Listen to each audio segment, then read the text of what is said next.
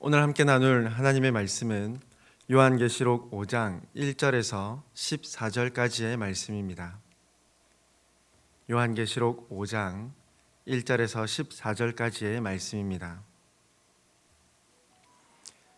다 함께 하나님의 말씀 봉독하도록 하겠습니다. 내가 보매 보좌에 앉으신 이의 오른손에 두루마리가 있으니 안팎으로 썼고 7인으로 봉하였더라. 또 봄에 힘있는 천사가 큰 음성으로 외치기를 누가 그 두루마리를 펴며 그 인을 떼기에 합당하냐 하나 하늘 위에나 땅 위에나 땅 아래에 능히 그 두루마리를 펴거나 보거나 할 자가 없더라. 그 두루마리를 펴거나 보거나 하기에 합당한 자가 보이지 아니하기로 내가 크게 울었더니 장로 중에 한 사람이 내게 말하되 울지 말라. 유대 지파의 사자 다윗의 뿌리가 이겼으니 그 두루마리와 그 7인을 떼시리라 하더라.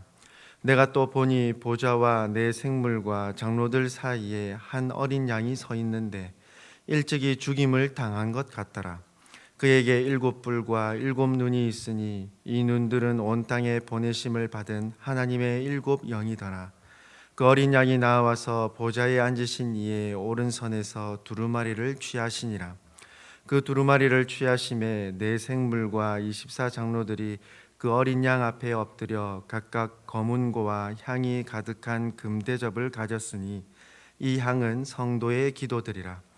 그들이 새 노래를 불러 이르되 두루마리를 가지시고 그 인봉을 떼기에 합당하시도다. 일찍이 죽임을 당하사 각 족속과 방언과 백성과 나라 가운데에서 사람들을 피로 사서 하나님께 드리시고 그들로 우리 하나님 앞에서 나라와 제사장들을 삼으셨으니 그들이 땅에서 왕노릇 하리로다 하더라. 내가 또 보고 들음에 보좌와 생물들과 장로들을 둘러선 많은 천사의 음성이 있으니 그 수가 만만이요 천천이라. 큰 음성으로 이르되 죽임을 당하신 어린 양은 능력과 부와 지혜와 힘과 존귀와 영광과 찬송을 받으시기에 합당하도다 하더라. 내가 또 들으니 하늘 위에와 땅 위에와 땅 아래와 바다 위에와 또 그 가운데 모든 피조물이 이르되 보좌에 앉으신 이와 어린 양에게 찬송과 존귀와 영광과 권능을 세세토록 돌릴지어다 하니 내 생물이 이르되 아멘 하고 장로들은 엎드려 경배하더라. 아멘. 오늘 함께 읽은 말씀을 보면 어제 말씀에 이어지는 장면입니다. 하늘의 예배 현장에서 사도 요한이 목격하며 깨닫게 되는 놀라운 진리들을 기록하고 있습니다. 성령 하나님의 감동으로 천상의 예배 현장을 목격한 사도 요한입니다. 사도 요한이 목격한 예배의 대상은 다름 아닌 성부 하나님이셨습니다.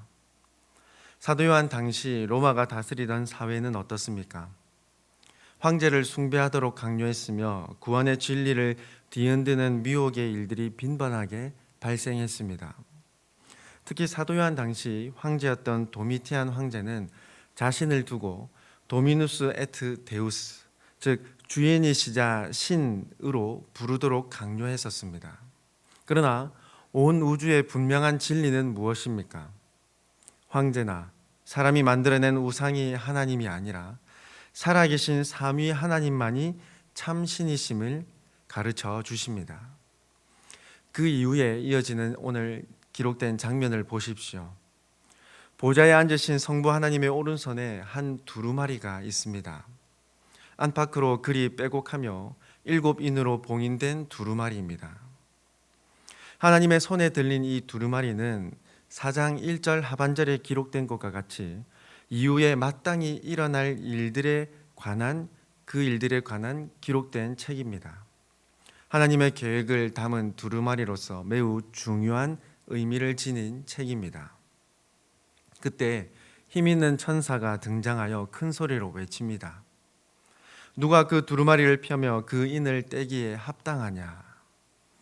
그러나 4절 말씀처럼 그 두루마리를 감히 펴거나 볼 수 있는 합당한 존재가 보이지 않자 사도 요한은 큰 슬픔에 빠집니다. 두루마리에 기록된 하나님의 말씀들이 이 땅의 모든 성도들과 교회들에게 꼭 필요하다는 것을 알았기 때문입니다. 그만큼 하나님의 말씀을 사모하는 사도 요한입니다.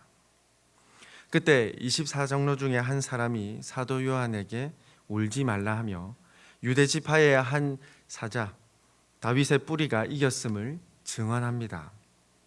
바로 이 존재가 성부 하나님의 손에 들린 그 두루마리와 7인을 떼실 것을 전해줍니다. 유대 지파의 사자 다윗의 뿌리는 각각 창세기와 이사야 성경에서 발견할 수 있는 구약의 표현들입니다. 먼저 창세기 49장 9절 상반절입니다. 유다는 사자 새끼로다. 그리고 이어지는 10절에 이렇게 기록합니다. 규가 유다를 떠나지 아니하며 통치자의 지팡이가 그 발 사이에서 떠나지 아니하기를 실로가 오시기까지 이르리니 그에게 모든 백성이 복종하리로다. 그리고 이사야 11장 1절 말씀입니다. 이새의 줄기에서 한 싹이 나며 그 뿌리에서 한 가지가 나서 결실할 것이요. 구약에 기록된 말씀을 따르자면 어떻습니까? 유다 지파에서 규가 떠나지 않는다는 것, 유다 지파를 통해 왕위가 계속해서 지속되며 이어질 것이라는 말씀입니다. 그리고 이사야 선지자를 통해 선포된 하나님의 말씀을 살펴보면 이새 곧 다윗의 아버지의 줄기에서 싹이 나며 그 뿌리에서 나온 가지로 결실을 맺게 될 것이라는 메시아에 대한 말씀이 선포되었습니다. 이 말씀이 어떻게 성취되었습니까? 다윗의 자손으로 이 땅에 오신 예수 그리스도를 통하여 이 말씀이 온전히 성취되었습니다. 다윗의 혈통으로서 이 땅에 오셨으며 참 인간이시자 참 하나님으로서 다윗의 왕위를 영원히 이어가시는 분이십니다. 그리고 마침내 죄인인 인류를 구원하시기 위한 구속 사역을 온전히 완성하셨죠. 즉 앞서 24장로 중에 한 사람이 선언했던 그 뿌리가 이겼다라는 것은 예수 그리스도의 죽으심과 부활, 승비로 죄와 사망으로부터 영원한 승리를 거두셨다는 의미인 것이죠. 유대 지파의 사자 다윗의 뿌리가 이겼다라는 이 말을 들은 이후 사도 요한은 한 존재에게로 시선이 이동합니다. 이어지는 6절 말씀입니다. 내가 또 보니 보좌와 내 생물과 장로들 사이에 한 어린 양이 서 있는데 일찍이 죽임을 당한 것 같더라. 그에게 7뿔과 7눈이 있으니 이 눈들은 온 땅에 보내심을 받은 하나님의 7 영이더라. 성부 하나님을 둘러싼 존재들 사이에 한 어린 양을 발견합니다. 이 어린 양의 특징이 무엇입니까? 일찍이 죽임을 당했습니다.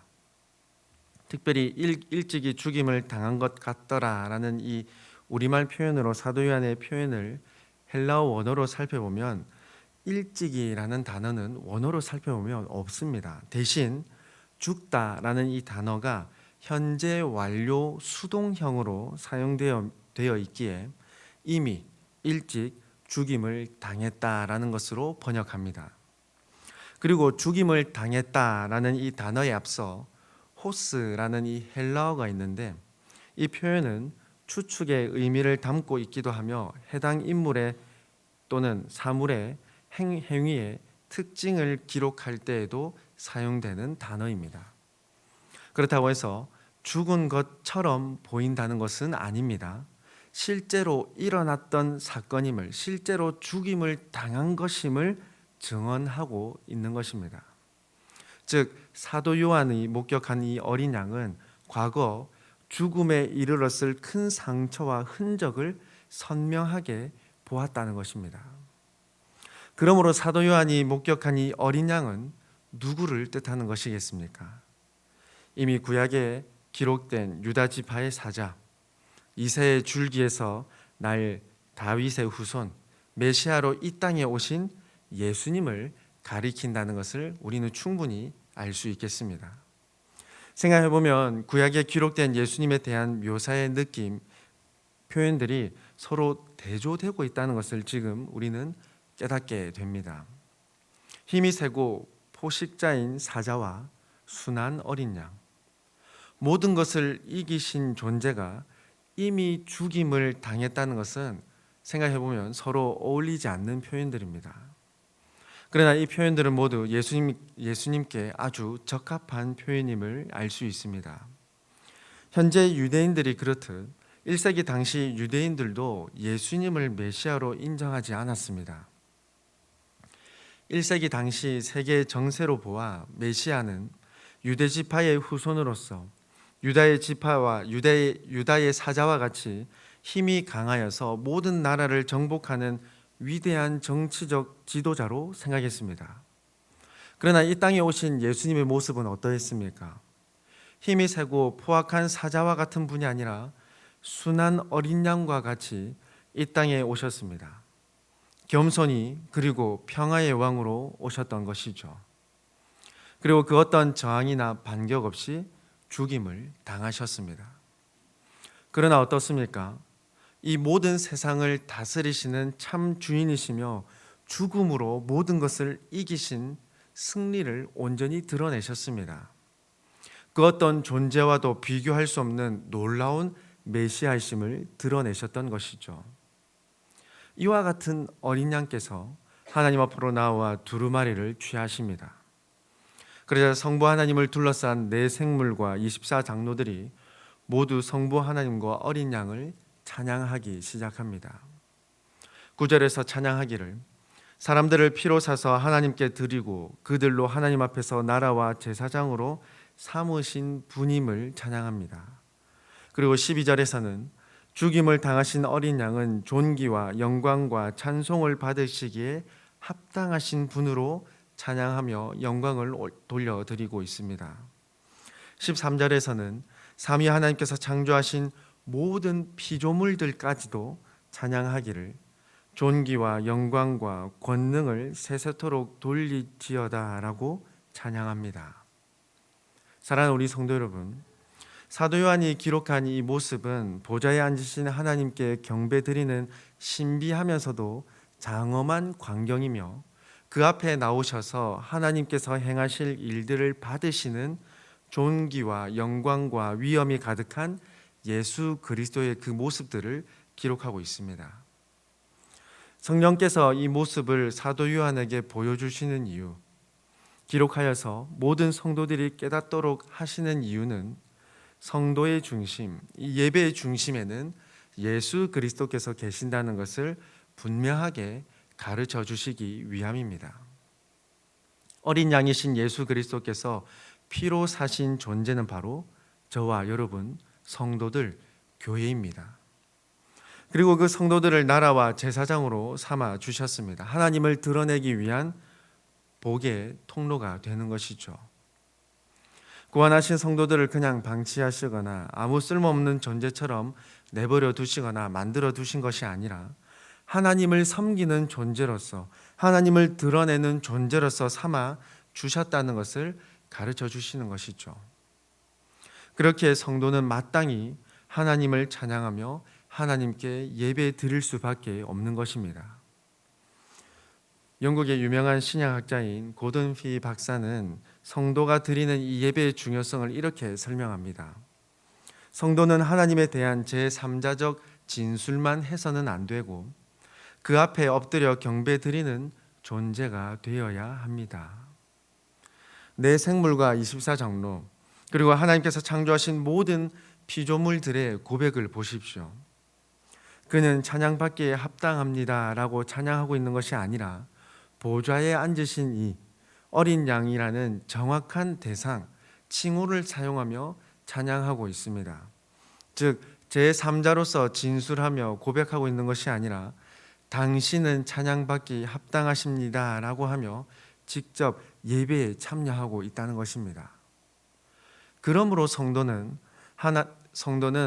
마땅히 찬양 받으실 하나님이심을 확신해야만 한다는 것입니다. 왜냐하면 하나님께서 하신 일 그리고 행하실 일들은 그 어떤 것과도 비교할 수 없기 때문입니다. 사도 요한이 전하는 이 놀라운 광경은 1세기 당시 성도들에게 큰 위로가 되는 것이 분명합니다. 황제 숭배의 강요, 우상을 따라야 함을 강요하며 육체적으로나 사회적으로 억압하는 그 시기에 믿음을 지킬 수 있는 분명한 근거가 되기 때문입니다. 세상의 여러 가지 가치에 흔들리거나 미혹당하지 않을 수 있는 근거가 된다는 것입니다. 오늘날 저와 여러분에게도 동일합니다. 혹 여러 가지 일들로 인해 마음이 어렵고 흔들리는 순간을 지나고 있지는 않는지요. 우리가 마땅히 경배해야 하는 분, 우리를 구원하신 분이 삼위 하나님이심을 그 순간이라도 잊지 않고 확신할 수 있기를 소망합니다. 하나님은 피로 값주신 저와 여러분을 하나님의 자녀로 삼아 주셨을 뿐만 아니라 하나님 나라를 드러내며 하나님을 증거하는 제사장으로 삼아 주셨습니다. 모든 땅을 창조하시고 이끌어 가시는 분의 소유가 되었음을 기억한다면, 그분을 드러내는 통로가 되었다는 것을 기억한다면 이 땅의 것으로 흔들리거나 두려워할 필요가 없는 것이죠. 마땅히 경배받으실 삼위 하나님이심을 기억하고 저와 여러분의 삶으로 하나님의 살아계심을 증거하며 하나님의 나라를 날마다 선포하는 삶이 되기를 소망합니다. 하나님의 자녀 삼아 주셨으며 예배의 자리로 날마다 초대하여 주시는 삼위 하나님의 긍휼을 따라 하나님 앞에 온전히 순종하며 그 말씀을 힘입어, 그 능력에 힘입어, 그 영광에 힘입어, 그 긍휼에 힘입어 날마다 하나님의 자녀로서 하나님의 능력을 선포하며 하나님의 나라를 선포하는 저와 여러분이 되기를 간절히 소망합니다. 함께 기도드리겠습니다. 사랑과 긍휼이 풍성하신 하나님 아버지, 오늘도 하나님의 말씀을 듣고 생각할 수 있도록 인도하여 주심에 감사드립니다. 하나님의 말씀 앞에서 항상 겸손히 순종할 수 있는 믿음과 담대함을 더하여 주셔서 이 땅에서 성도로서 살아갈 수 있는 힘과 능력을 항상 품고 살아갈 수 있도록 인도하여 주시옵소서. 우리가 처한 환경과 만나는 모든 사람들이 하나님께서 허락하신 섭리 아래에서 이루어지는 일들임을, 사람들임을 기억하고 하나님 앞에서 온전히 순종할 수 있는 우리의 삶이 되게 하여 주시옵소서. 무엇보다 하나님 나라를 선포하며 예수 그리스도를 증언하며 하나님의 주권을 드러내는 우리의 삶이 되도록 사용하여 주시옵소서. 복음의 통로, 구원의 진리를 드러내는 통로가 되게 하여 주시옵소서. 아버지 하나님, 오늘 하루도 삼위 하나님과 동행하는 하루, 삼위 하나님의 은혜를 경험하는 하루가 되기를 소망하며 나아가오니 항상 함께하여 주시옵소서. 삶의 작은 부분이라도 하나님께서 부어주시는 크신 은혜를 경험하는 귀하고 복된 오늘 하루 되게 하여 주시옵소서. 몸과 마음, 영혼이 어렵고 지치며 힘든 성도들이 있다면 긍휼히 여겨주셔서 다시 일어서고 다시 회복할 수 있는, 다시 하나님께로 돌아서는 은혜가 가득하게 하여 주시옵소서. 우리의 참 주인이시며 우리를 자녀 삼아 주신 하나님 앞에 감사드리오며 우리를 위하여 죽으시고 부활하셔서 반드시 이 땅에 다시 오실 예수님의 이름으로 기도드리옵나이다. 아멘.